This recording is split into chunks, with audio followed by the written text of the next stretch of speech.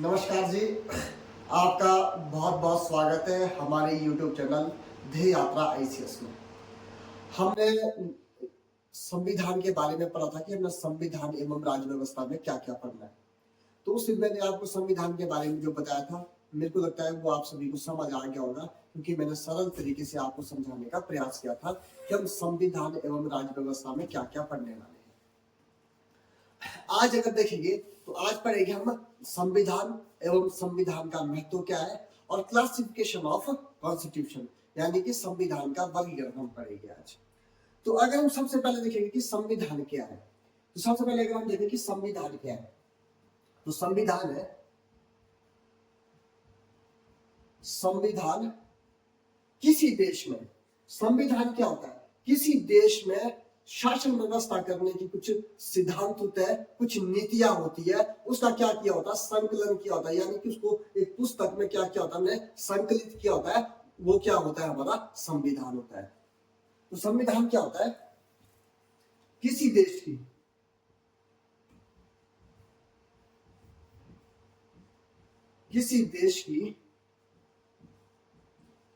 शासन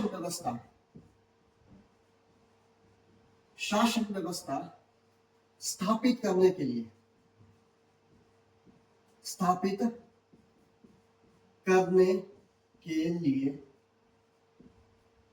क्या होता है, आधारभूत सिद्धांत होते हैं, कुछ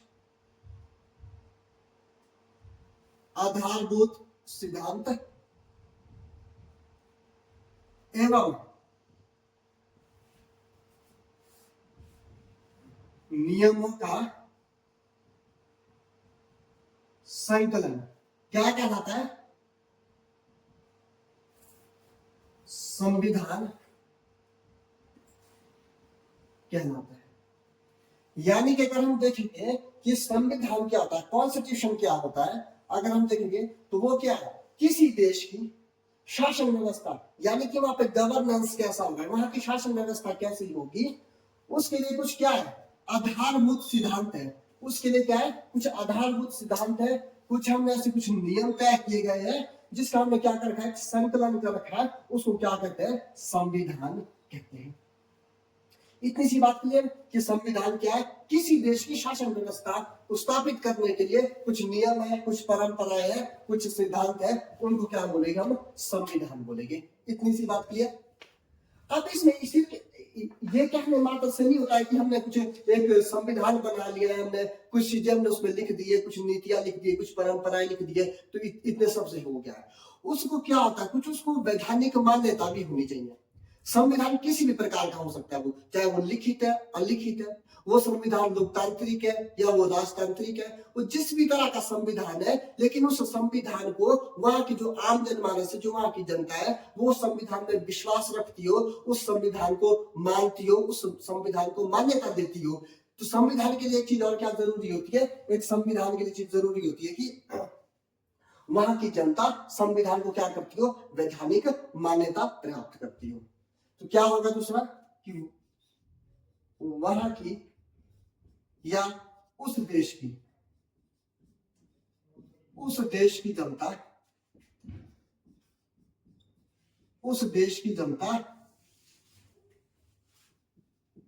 संविधान को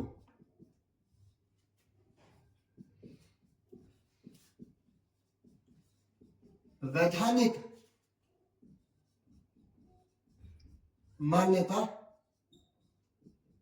प्रदान करती हो।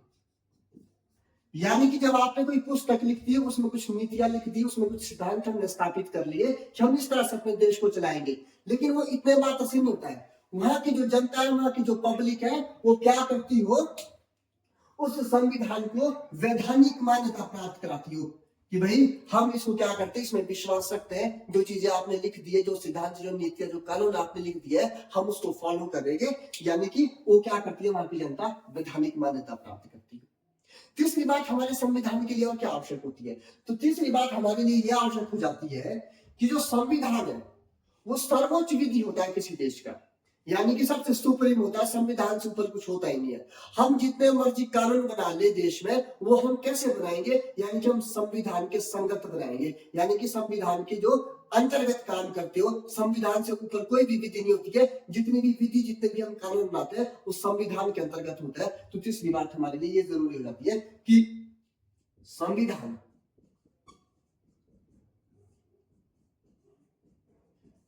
किसी देश की,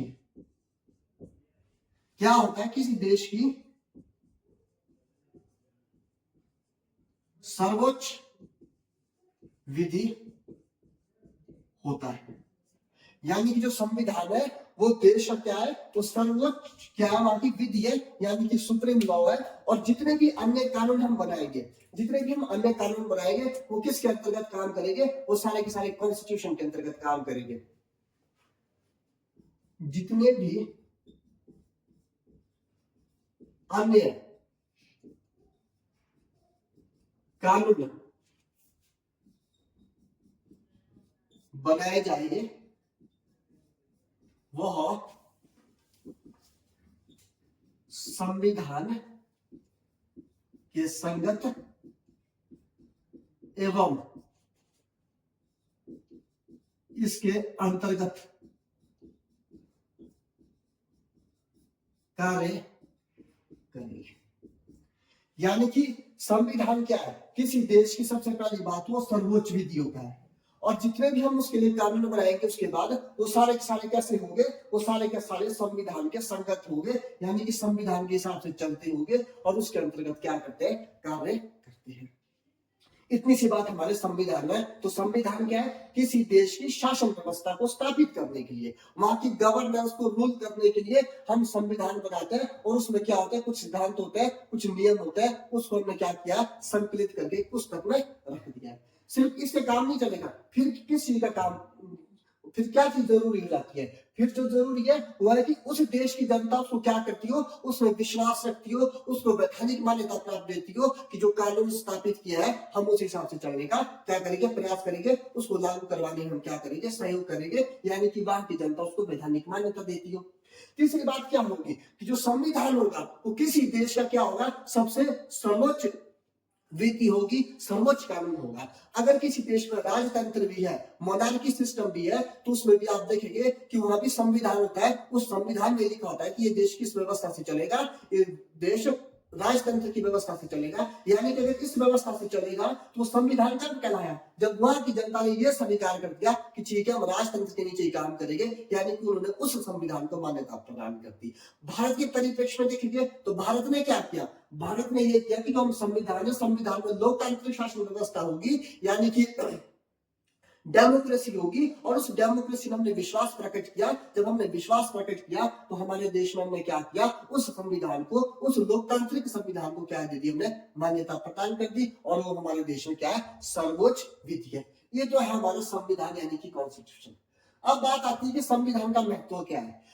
और दूसरी बात मैं ये कहना चाहता हूँ आप लोगों को कि जो लोग साथ में नोट्स बना रहे हैं वो ठीक है, अदरवाइज वो स्क्रीनशॉट भी ले सकते हैं। साथ में स्क्रीनशॉट लेते ही चलना, क्योंकि मैं इसको साथ में जाता जाऊंगा। आप देखेंगे हम संविधान का महत्व।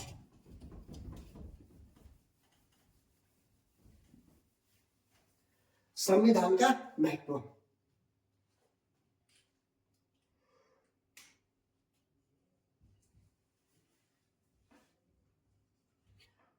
अब बात आती है कि भाई संविधान का क्या क्या महत्व है।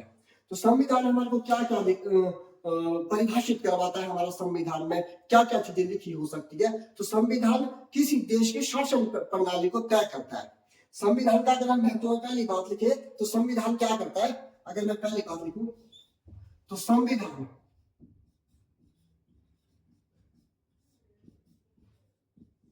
किसी देश की शासन प्रणाली तय करता है। अगर कभी आप कोई प्रश्न आ जाए कि संविधान के महत्व पर लिखिए, तो आपने सबसे पहली बात क्या लिखनी है कि संविधान क्या करता है, किसी देश की शासन प्रणाली, किसी देश की शासन प्रणाली तय करता है कि उस देश में किस तरह की गवर्न करने की, उस देश को रूल करने की क्या हमारे पास प्रणाली होगी, ये कौन तय करता है? संविधान तय करता है। तो उस देश की शासन प्रणाली क्या हो सकती है? हालांकि ये मैं भारत के परिप्रेक्ष्य में बात नहीं कर रहा, हम आगे जाकर भारत के बारे में, भारतीय संविधान के बारे में बताएंगे, लेकिन मैं ये पूरे विश्व का भी ध्यान में रखते हुए कि किसी भी देश का संविधान है तो वो संविधान, उसका महत्व क्या क्या होता है, तो ये बताने की मैं कोशिश करता हूँ। तो पहला है, संविधान किसी देश की शासन प्रणाली तय करता है कि उस देश के अंदर शासन प्रणाली कैसी होगी, ये कौन तय करता है? संविधान है। क्योंकि संविधान में लिखा है कि हमने अपने देश को लोकतांत्रिक तरीके से चलाना है तो हम उस तरह की शासन प्रणाली तय करेंगे। अगर हमने ये तय करना है कि हमारा देश राजतंत्र के हिसाब से चलेगा तो हम उस तरह से तय करने का प्रयास करेंगे अपनी शासन प्रणाली को। इतनी बात की है। तो शासन प्रणाली में क्या है? तो शासन प्रणाली में आप दो चीजें देखेंगे। तो शासन प्रणाली कैसे हो सकती है? एक तो हो सकती है किसी देश की लोकतंत्र, लोकतंत्र उस देश के अंदर शासन प्रणाली करने का तरीका कैसा हो? लोकतांत्रिक हो, यानी कि वहां की शासन प्रणाली कैसी है? लोकतंत्र के हिसाब से काम करती हो, यानी कि डेमोक्रेसी के हिसाब से, कि वहां पे कैसी है? डेमोक्रेसी है। तो एक हो सकता है लोकतांत्रिक। अगर हम भारत की बात करें, भारत के परिप्रेक्ष्य में बात करें, तो भारत में कैसी है शासन प्रणाली? संविधान कैसी शासन प्रणाली को प्रोत्साहित करता है? तो वो करता है हमारी लोकतांत्रिक शासन प्रणाली को। दूसरी हो सकती है राजतंत्र, यानी कि मोनार्की, कि उस देश में मोनार्की,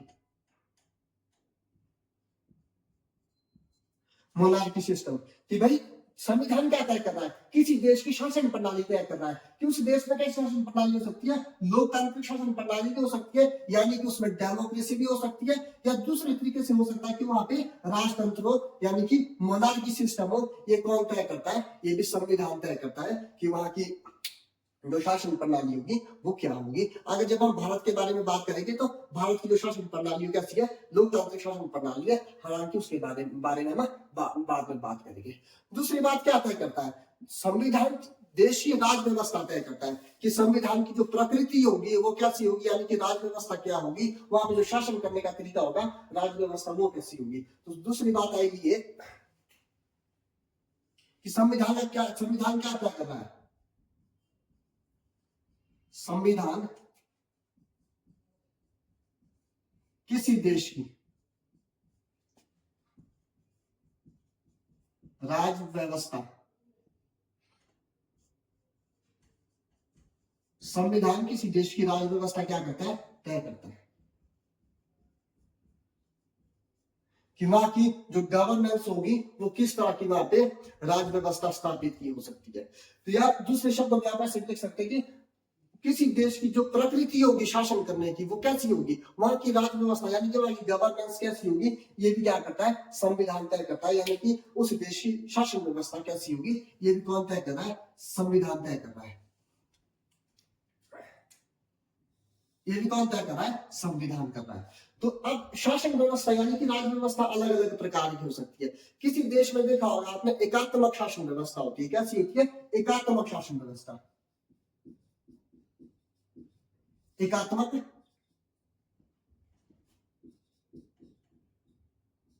राज व्यवस्था, एकात्मक राज व्यवस्था। एकात्मक राज व्यवस्था क्या होती है?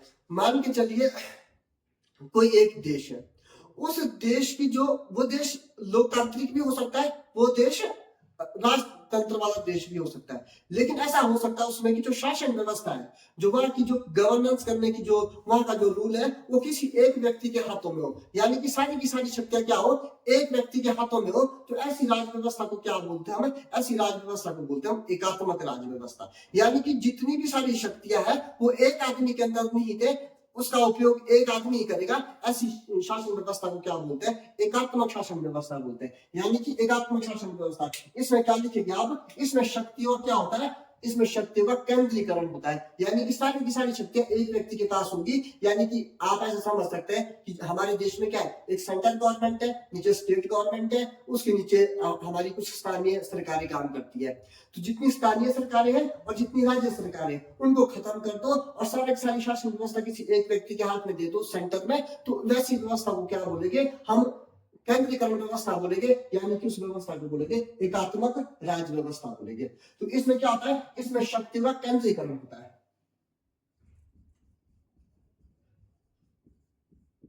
शक्तियों का केंद्रीकरण होता है। इसमें क्या होगा, इसमें शक्तियों का केंद्रीकरण होगा। तो ऐसी शासन व्यवस्था को, ऐसी राज व्यवस्था को क्या बोलेंगे हम, एकात्मक राज व्यवस्था। एक राज व्यवस्था कैसी होती है, एक शासन करने का तरीका कैसा होता है, एक इस तरह से होता है कि जितनी भी शक्तियां वो कई लोगों के हाथों में दे रखी है और उसका उपयोग लोग आप अपनी सहूलियत के हिसाब से, आप अपने काम करने के तरीके से उन शक्तियों का क्या करता है, प्रयोग करते हैं। आप भारत की बात ले लो, भारत में कैसा है, एक भारत में संघ सरकार है, एक भारत में राज्य सरकार है, फिर नीचे कुछ स्थानीय सरकार है।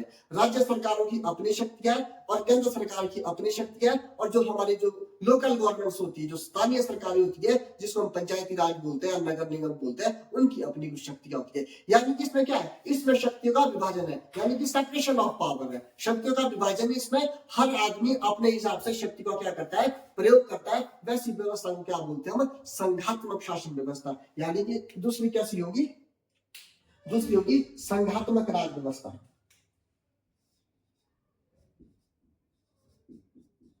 संघात्मक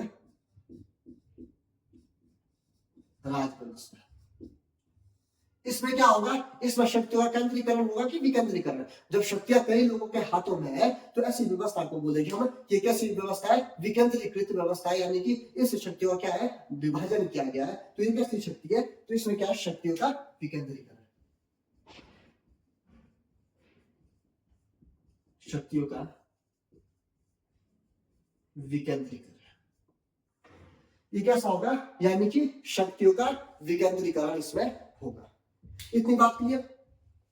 लेकिन एक चीज इसमें और भी आती है, कुछ देश ऐसे होते हैं जैसे भारत है, तो भारत ना तो पूरी तरह से एकात्मक राज व्यवस्था वाला देश है, ना पूरा संघात्मक राज व्यवस्था वाला देश है। यानी कि इसकी कुछ बातें भारतीय संविधान में एकात्मक से ली गई है, कुछ हमने संघात्मक से ली है। तो ऐसी राज व्यवस्था को क्या बोलते हैं हम, उसको बोलते हैं अर्ध संघात्मक, यानी कि क्वासी फेडरल।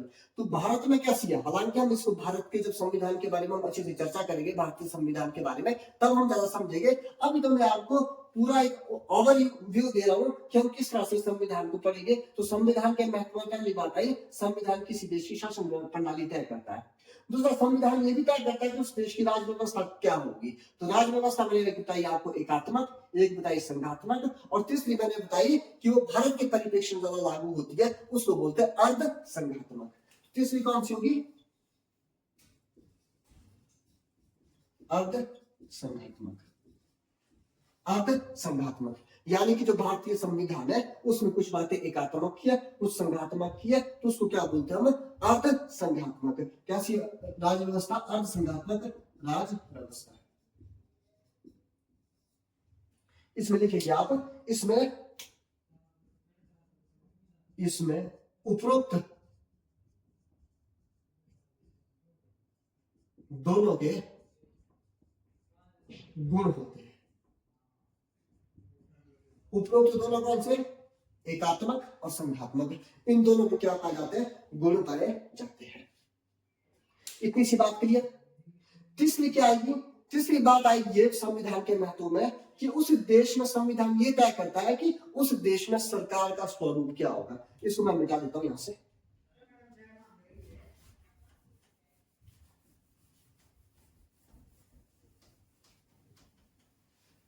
तीसरी बात क्या निकल के आती है, तीसरी बात आएगी संविधान के महत्व में कि संविधान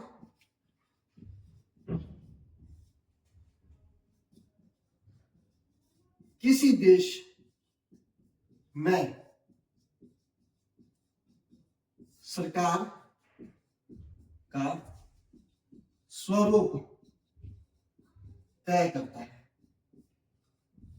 तीसरी बात क्या आएगी कि उस देश में जो सरकार बनेगी, ये भी संविधान तय कर रहा है कि भाई संविधान क्या तय कर रहा है कि उस देश में जो सरकार बनेगी, जो सरकार बनेगी वो सरकार कैसी होगी, इसका स्वरूप क्या होगा, ये भी कौन तय करता है, ये भी हमारा संविधान तय करता है। तो जो सरकार होती है, सरकार दो तरह से होती है। सरकार के जो मॉडल होते हैं वो दो तरह से होते हैं। एक होता है संस्थात्मक सरकार होती है, कैसी? पार्लियामेंट्री गवर्नमेंट होती है, यानी कि संस्थात्मक सरकार। संसदात्मक सरकार को क्या बोलेंगे? Parliament government. इसमें क्या होता है? इसमें ऐसा होता है जो संसदात्मक सरकार होती है, इसमें इसका यह गुण होता है कि इसमें जो राज्य है उसका जो अध्यक्ष होगा, जो उसका प्रमुख होगा, वो कोई अलग व्यक्ति होगा, और जो सरकार होगी उसका जो अध्यक्ष होगा या प्रमुख होगा वो कोई और व्यक्ति होता है। अगर भारत में देखें तो भारत में कैसी सरकार है, कैसी गवर्नमेंट है? तो पार्लियामेंट्री गवर्नमेंट है, यानी कि यहाँ पे कैसी सरकार है? संसदात्मक सरकार है यहाँ पे। तो आपने भारत में देखा होगा कि भारत में जो राज्य है उसका प्रमुख कोई और है। राज्य का मतलब है मेरा यहाँ पे देश में, क्योंकि राजनीतिक भाषा में राज्य का मतलब होता है देश से। तो जो राज्य का प्रमुख है वो राष्ट्रपति है, और जो देश का प्रमुख जो सरकार का प्रमुख है, सत्ता का प्रमुख है, वो कौन होता है? वो हमारा प्रधानमंत्री होता है। तो संसदात्मक सरकार में क्या होता है? इसमें देश वो, इसमें राज्य वो, सरकार का प्रमुख अलग अलग व्यक्ति होते हैं।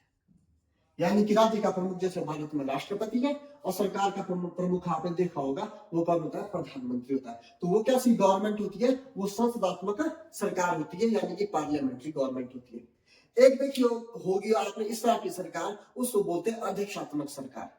देखो जो मैं अभी आपको सिर्फ हल्का सा बता रहा हूँ कि महत्व में क्या है, हालांकि मैं इसको आपको अच्छे से बताऊंगा विस्तार से जब हम आगे आएंगे कि भारत में किस तरह की सरकार है, संसदात्मक सरकार है, तो मैं फिर उसको डिटेल में समझाऊंगा। अभी मैं एक आपको पूरा का पूरा ओवरव्यू देने का काम कर रहा हूँ, ताकि आप चीजों को अच्छे से समझ सको कि हमारे संविधान का क्या महत्व है और किस तरह से इसको वर्गीकृत किया गया है। ये चीजें समझाने का मैं प्रयास कर रहा हूँ। पहले मैं आपका बेसिक जो है वो क्लियर करना चाहता हूँ, बेसिक स्ट्रक्चर आपका मजबूत करना चाहता हूँ। उसके बाद मैं अच्छी से आपको पूरी जो हमारी पॉलिसी जैसे चलती है कि संविधान में कितने भाग है, अनुच्छेद है, या किस तरह से हम आगे बढ़ेंगे विस्तार से पॉलिटी में। लेकिन अभी मैं आपको जो हमारे जो नींव रखेगा हमारी पॉलिटी की, उस तरह से मैं आपको आगे लेकर चल रहा हूं। तो दूसरा क्या है? दूसरा होता है अध्यक्षात्मक। दूसरा कैसे होता है? अध्यक्षात्मक। अध्यक्षात्मक सरकार। दूसरा कैसा है? अध्यक्षात्मक, यानी कि यहाँ पे कैसी सरकार होती है? प्रेसिडेंटली गवर्नमेंट होती है, यानी कि प्रेसिडेंटली जो गवर्नमेंट बनती है, अध्यक्षात्मक सरकार इसमें बनती है। इसमें क्या होता है? इसमें राज्य का और सरकार का दोनों का प्रमुख एक ही व्यक्ति होता है। हालांकि मैं आगे जब एग्जाम्पल से समझाऊंगा तो मैं आपको समझाऊंगा आगे कि कहाँ की सरकार कैसी है और किस देश की सरकार किस तरह से काम करती है, या वहां पे कैसी प्रणाली है शासन व्यवस्था को स्थापित करने के लिए। तो अगर अध्यक्षात्मक सरकार में देखेंगे तो इसमें लिख सकते हैं आप कि इसमें राज्य व सरकार दोनों का प्रमुख, दोनों का जो प्रमुख है वो कौन होगा? एक ही व्यक्ति होता है, एक ही व्यक्ति होता है। क्या होता है? एक ही व्यक्ति, यानी कि राज्य का प्रमुख भी वही है और सरकार का प्रमुख भी वही व्यक्ति कहलाता है। उसको क्या बोलते हैं? हम अध्यक्षात्मक सरकार बोलते हैं। और तीसरी एक जगह ऐसी सरकार भी चलती है जिसको बोलते हैं अर्ध अध्यक्षात्मक सरकार। अर्ध अध्यक्षात्मक सरकार। अर्ध अध्यक्षात्मक सरकार में क्या होगा? कुछ संस्थात्मक सरकार के होंगे, कुछ अध्यक्षात्मक सरकार के होंगे। इन दोनों का जो मिश्रण होगा उसको बोलेंगे अर्ध अध्यक्षात्मक सरकार। यानी कि इसमें लिखेगा आप उपरोक्त दोनों में जिसमें होंगे उसको क्या बोलेंगे? अर्ध अध्यक्षात्मक सरकार बोलेंगे। दूसरा, चौथी बात क्या तय करता है हमारा संविधान? तो चौथी बात करता है कि जो हमारे जो संविधान के जो अंग होंगे, अंग उनका एक दूसरे के ऊपर कितना वर्चस्व होगा, वो एक दूसरे को कैसे कंट्रोल कर सकते हैं, ये हमारे संविधान के महत्व में बताया गया है। तो चौथी बात क्या लिखे थे आप इसमें? संविधान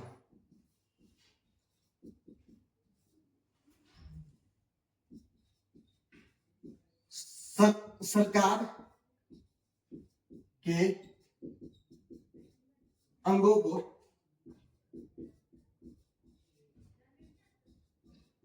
तय करता है।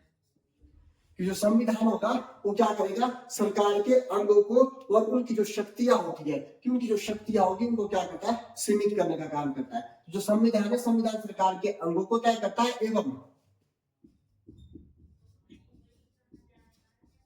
एवं शक्तियों की सीमा तय करता है, सीमा तय करता है। यानी कि जो उनकी जो सीमाएं होगी वो किस हद तक होगी, जो क्या होंगे, जो सरकार के क्या होंगे, अंग होंगे। जो सरकार के क्या होंगे, अंग होंगे, उनकी क्या होती है, शक्तियां किस सीमा तक होगी, ये तय कौन करता है, हमारा संविधान करता है। अब जो अंग होते हैं सरकार के, वो तीन तरह से देखे जाते हैं। तीन तरह से कैसे, एक होती है विधायिका,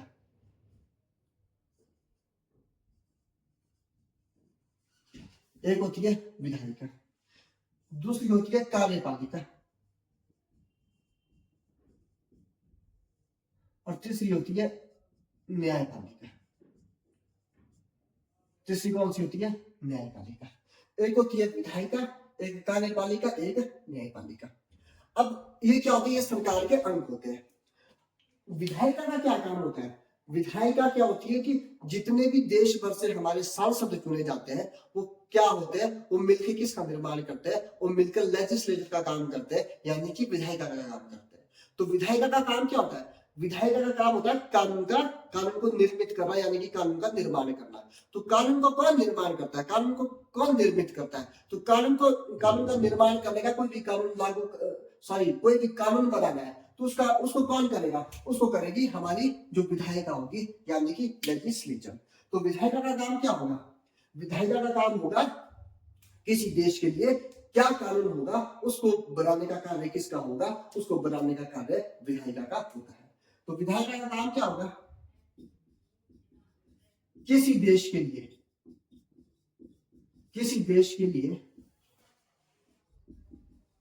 कानून निर्मित करना है। किसी देश के लिए क्या करना है, कानून को बनाना है, वो कानून कौन करेगा, विधायिका। इसलिए आपने जो कानून आता है उसको क्या बोलते हैं, विधेयक बोलते हैं। तो विधेयक क्यों बोलते हैं, क्योंकि उसको कौन पास कर रहा है, उसको विधायिका पास कर रही है, यानी कि उसको कौन बना रहा है, विधायिका बना रही है। जब वो कानून बन गया है तो उसको जो लागू करवाने का काम किसका होगा, तो उसको लागू करवाने का काम किसका होगा, कार्यपालिका का। यानी कि जो हमारी एग्जीक्यूटिव होती है वो क्या करती है, उसको लागू करती है, उस कानून को लागू करने का काम करती है। जो कानून किस संविधान रखा है, विधायिका ने बना रखा है। अब कार्यपालिका को हमारे देश में अगर बड़े तरीके से देखेंगे तो इसी को हम सरकार का नाम देते हैं, क्योंकि सबसे आगे हमारे को कौन दिखाई देती है, सरकार दिखाई देती है, कि सरकार कर रही है। तो जो सरकार कर रही है उस सरकार को जो हम बोलते हैं उसका छिपा हुआ रूप जो है वो कार्यपालिका है, यानी कि इसको लागू करवाने का काम कौन करती है, सरकार करती है, जिसको क्या बोलते हैं, कार्यपालिका। तो ये क्या करती है, उस कानून को लागू करवाने का काम, यानी कि कानून को क्या करती है, क्रियान्वयन करता है उस कानून का। तो कार्यपालिका कानून के क्रियान्वयन का कार्य करती है, यानी कि उसको लागू करवाने का काम कौन कर रही है, हमारी कार्यपालिका करती है। अब हमारी विधायिका ने कानून बनाया, कार्यपालिका ने उसको लागू किया। अब वो कहीं ना कहीं हमारे संविधान का वायलेशन तो नहीं कर रहा, संविधान का उल्लंघन तो नहीं कर रहा, किसी व्यक्ति के फंडामेंटल राइट्स का वायलेशन तो नहीं हो रहा उस कानून से। तो इसको देखने का काम किसका है, यानी कि न्याय प्रदान करवाने का काम किसका है, फिर वो है न्यायपालिका का। तो न्यायपालिका का काम क्या है, तो इसमें लिखेंगे आप, संविधान का उल्लंघन को रोकना एवं न्याय प्रदान करना। क्या काम करना है कि संविधान का उल्लंघन तो नहीं हो रहा, ये बात न्यायपालिका में देखेंगे। अगर हो रहा है, किसी भी सीमा तक अगर वायलेशन हो रहा है तो उसका क्या करना है, उसमें न्याय प्रदान करवाना है, यानी कि उस कानून को रोक भी सकती है न्यायपालिका। तो ये न्यायपालिका का काम है। तो मैंने क्या बोला कि संविधान के महत्व में क्या है कि सरकार के अंग तय करता है एवं उन अंगों की शक्तियां कितनी होगी, किस सीमा तक शक्तियां होगी, ये तय कौन करता है, ये तय करता है संविधान। तो संविधान में क्या तय किया कि सरकार की जो अंग है वो 3 अंग हो गए, और जो 3 अंग होगी तो उसमें विधायिका क्या काम करेगी, कानून बनाएगी, कार्यपालिका उसको लागू करवाएंगी, और न्यायपालिका ये देखेगी कि भाई कहीं ना कहीं जो विधायिका और कार्यपालिका है ये कहीं ना कहीं संविधान का उल्लंघन तो नहीं कर रहे, या संविधान द्वारा जो हमारे को मौलिक अधिकार मिले हैं भारत की जनता को उनका कहीं वायलेशन तो नहीं हो रहा। ये तय करने का काम कौन करता है, हमारी न्यायपालिका प्रदान करती है। हालांकि न्यायपालिका का जो वर्चस्व है वो तो आजकल अगर हम देखें तो बिल्कुल चरम पर है। हालांकि लोग ये चर्चा करते हैं देश के अंदर कि भाई न्यायपालिका बहुत ज्यादा एक्टिव हो चुकी है, तो हमारे देश में जो न्यायपालिका है वो सबसे सुप्रीम मानी जाती है विधायिका और कार्यपालिका में, क्योंकि इनका काम क्या होता है, कॉन्स्टिट्यूशन के वायलेशन को रोकना। इतनी सी बात इसमें आती है। तो यह है हमारा संविधान का जो महत्व। तो इसमें संविधान के महत्व में क्या क्या चीजें हमने देखी, अगर मैं यहाँ लिखूं ऊपर, तो संविधान में पहली बात लिखी थी हमने उस देश की शासन प्रणाली, शासन प्रणाली। दूसरी बात देखी थी हमने कि वहां पे कैसी राज व्यवस्था होगी, वहां पे कैसी राज व्यवस्था होगी। तो संविधान का जो महत्वपूर्ण चीजें लिखनी है आपने, या वो लिखनी है ये कि उस देश की शासन प्रणाली कैसी होगी, ये भी संविधान करता है। वहां की राज व्यवस्था कैसी होगी, यानी कि वहां एकात्मक होगा या संघात्मक होगा या अर्ध संघात्मक होगा, ये भी तय कौन करेगा, संविधान तय करेगा। उस देश में सरकार का स्वरूप क्या होगा, ये भी कौन तय कर रहा है, संविधान कर रहा है। कि वहां पर संसदात्मक सरकार होगी या अध्यक्षात्मक सरकार होगी या अर्ध अध्यक्षात्मक सरकार होगी। चौथी बात और लास्ट बात कि संविधान सरकार के अंगों को तय करता है, एवं जो अंग है उनकी शक्तियां किस सीमा तक होगी और किस सीमा तक कार्य करेगी, ये भी कौन तय करता है, ये भी हमारा संविधान तय करता है। और इसमें क्या है, विधायिका, कार्यपालिका, न्यायपालिका। विधायिका का काम क्या है, कानून को बनाना, निर्मित करना। कार्यपालिका का काम क्या है, जो कानून बन चुका है उसको लागू करवाना। न्यायपालिका का काम क्या है, जो कानून लागू हो चुका है वो कहीं ना कहीं संविधान का उल्लंघन तो नहीं कर रहा है, वो किसी व्यक्ति के फंडामेंटल राइट का उल्लंघन तो नहीं कर रहा है। इस बात की जांच करना किसका काम है, न्यायपालिका का, यानी कि उसका काम क्या है, न्याय प्रदान करवाना है। इतनी सी बात क्लियर। अब लास्ट बात पड़ेगा हम संविधान का वर्गीकरण, कि संविधान को कितने प्रकार से हम वर्गीकृत करते हैं। तो इसको मैं मिटा देता हूं, आप स्क्रीनशॉट ले सकते हैं।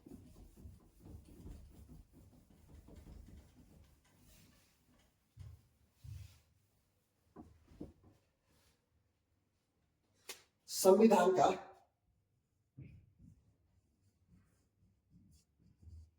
वर्गीकरण यानी कि क्लासिफिकेशन ऑफ कॉन्स्टिट्यूशन। तो इसमें पहले देखेंगे हम कि हमने किस प्रकार से इसको वर्गीकृत किया है। तो अगर हम पहली बात करेंगे तो ये कैसा है, एक होता है कि वो किस तरह से निर्मित हुआ है, जो संविधान है वो किस तरीके से क्या हुआ है, उसकी उत्पत्ति कैसे हुई है, उसका जो उद्गम है वो किस तरह से है। तो पहली बात क्या देखेंगे हम संविधान के वर्गीकरण में कि उसका उद्गम कैसे हुआ है। उद्गम या उत्पत्ति या रचना। संविधान को जब हम वर्गीकरण देखते हैं, क्लासिफिकेशन देखते हैं कॉन्स्टिट्यूशन का, तो पहले क्या देखेंगे हम कि वो जो संविधान है, जिसकी हम चर्चा अभी तक कर रहे हैं, कि उसका उद्गम कैसे हुआ है, कि उसकी जो रचना का तरीका है वो किस तरह का है, उत्पत्ति का तरीका किस तरह का है, ये देखेंगे हम। तो हर तरह के देशों में अलग अलग जो संविधान है उसका उत्पत्ति होने का, उसके उद्गम का अलग अलग तरीका है। तो दो तरह के तरीके देखे जाते हैं। एक तरीका होता है निर्मित, एक होता है विकसित। एक कैसा होता है, निर्मित, और एक होता है विकसित।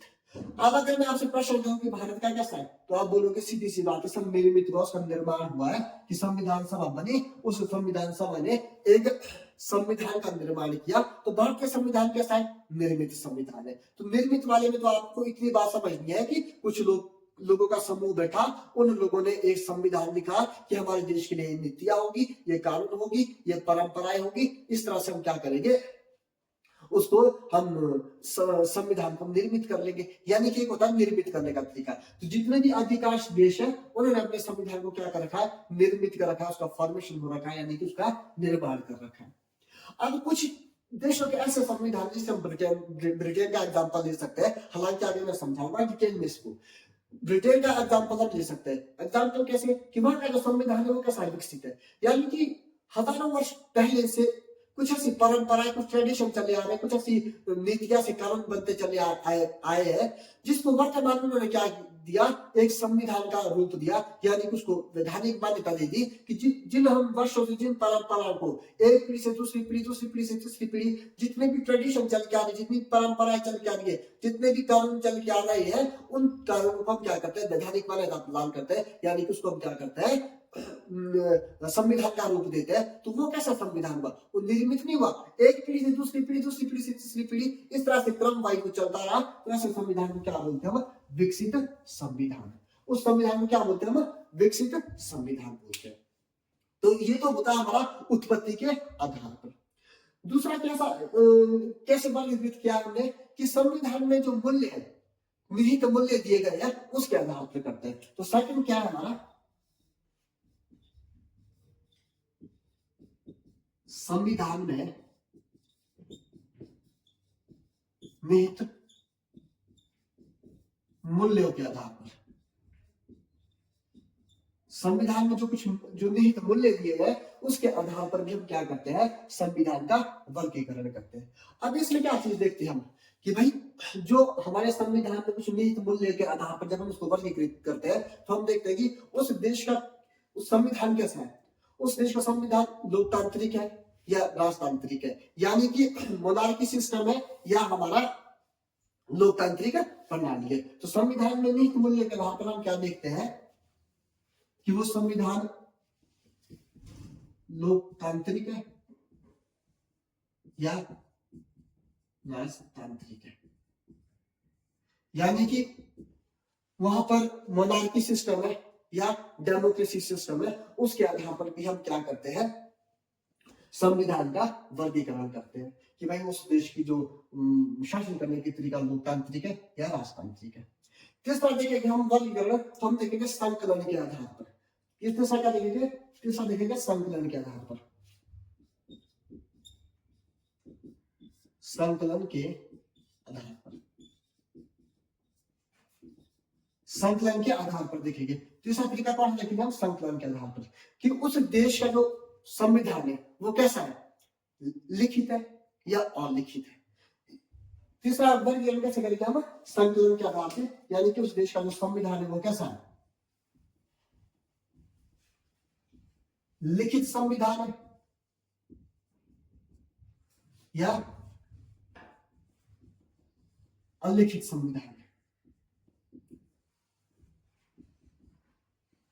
जितने भी अधिकांश देश है उनका संविधान कैसा है, लिखित संविधान है, यानी कि राइटिंग में हमने क्या किया है, कॉन्स्टिट्यूशन को जो रूल है, कोई जो कानून है, उनको हमने लिखा हुआ है। और दूसरा कौन सा तरीका होता है, अलिखित संविधान।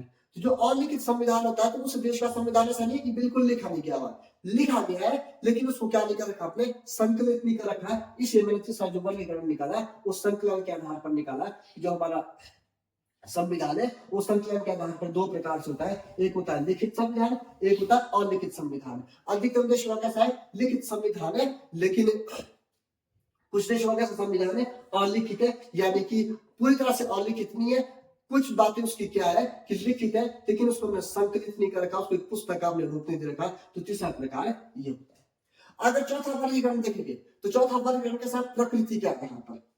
तो चौथा जो हमारा वर्गीकरण है कैसा है, प्रकृति के आधार पर।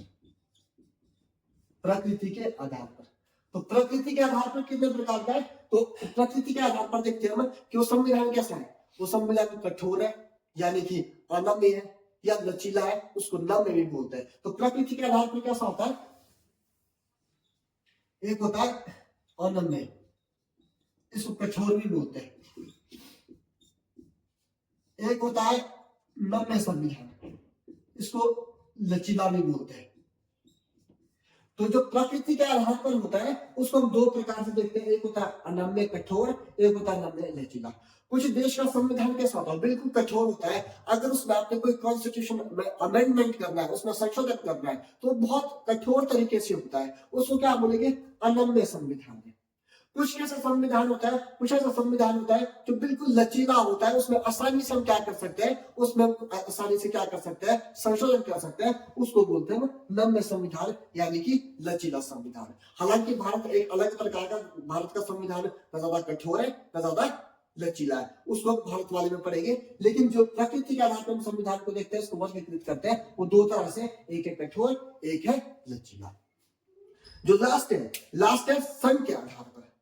संघ के आधार पर किस तरह से कि वो देश कैसा होगा, एकात्मक शासन व्यवस्था वाला देश होगा या संघात्मक शासन व्यवस्था वाला देश होगा। तो ये दो प्रकार से हम क्या देखते हैं, संघ के आधार पर। तो लास्ट लिखेगा पांचवा में लिख देता हूं, संघ के आधार पर। संघ के आधार पर क्या होगा, दो तरह से देखेंगे हम। दो तरह से कैसे कि भाई वो संविधान कैसा है, वो एकात्मक है या संघात्मक है, वो एकात्मक है या संघात्मक है। कि वहां पे जो शासन करने का जो व्यवस्था है वो एक ही व्यक्ति के पास है, ऐसा एक होता है, वो होता है एकात्मक। कि भाई जो शासन करने के तरीके हैं वो कई लोगों के हाथों में, यानी कि शक्तियां कई लोगों के पास है, उसको क्या बोलते हैं, संघात्मक है। तो ये संघ के आधार पर हम दो तरह से इसको वर्गीकृत करते हैं, एकात्मक और संघात्मक। तो ये क्या हो गया, संविधान का वर्गीकरण कि भाई उसकी उत्पत्ति कैसी है, रचना कैसी है, निर्मित है या विकसित है। पहली बात इतनी सी कि भाई एक संविधान निर्मित तरीके से बना हो सकता है, एक विकसित तरीके से बना हो सकता है। दूसरा, संविधान में मूल्य कैसे है, ठीक है, उसमें क्या वैल्यूज दे रखी है कि भाई वहां पर लोकतांत्रिक शासन व्यवस्था होगी या राजतांत्रिक शासन व्यवस्था होगी, ये भी इस हिसाब से भी हम उसका वर्गीकरण करते हैं। दूसरा था संकलन के आधार पर। तो संकलन के आधार पर हम देखते हैं कि कुछ देश ऐसे हैं जिसका संविधान कैसा लिखित मिलेगा, कुछ ऐसे हैं जिनका क्या मिलेगा, अलिखित मिलेगा। कैसा मिलेगा, अलिखित संविधान मिलेगा। कुछ होती है प्रकृति कैसी होती है संविधान की, जैसे हम व्यक्ति की बात करते हैं ना कि व्यक्ति की प्रकृति अलग अलग प्रकार की होती है, तो वैसे ही संविधान की भी होती है। कुछ संविधान कैसे होते हैं, बहुत कठोर होते हैं, उसमें संशोधन आसानी से नहीं हो सकता, तो वो कैसे होते हैं, अनम्य यानी कि कठोर। एक होते हैं जिससे आसानी से संशोधन हो सकता है, उसको बोलते हैं नम्य संविधान। और लास्ट है हमारा संघ के आधार पर, यानी कि उसमें जो शक्ति करने का जो तरीका है, शासन करने का जो तरीका है, उस शक्ति को एक व्यक्ति के पास रखा गया है कि बहुत सारे लोगों के पास है। तो अगर एक व्यक्ति के पास है उसको बोलते हैं एकात्मक संविधान। अगर वो शासन व्यवस्था का तरीका या शासन व्यवस्था करने की जो प्रणाली है वो कई लोगों के हाथों में है, तो उसको क्या बोलते हैं, संघात्मक। तो यह है हमारा आज संविधान का महत्व एवं वर्गीकरण। आज के लिए इतना ही, धन्यवाद।